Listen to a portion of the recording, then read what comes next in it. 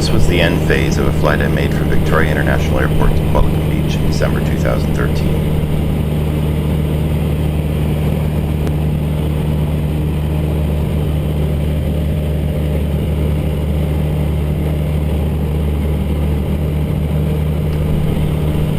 When I was getting checked out to rent planes from the Victoria Flying Club, I asked my instructor for advice about good airports to fly to for the traditional $100 hamburger.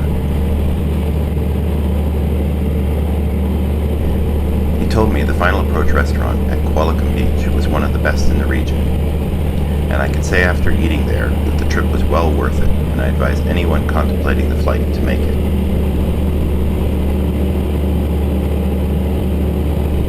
Qualicum Beach is a small community on the west coast of Vancouver Island, British Columbia. It's roughly the same latitude as Vancouver, and it's about a 30-minute flight northwest of Victoria.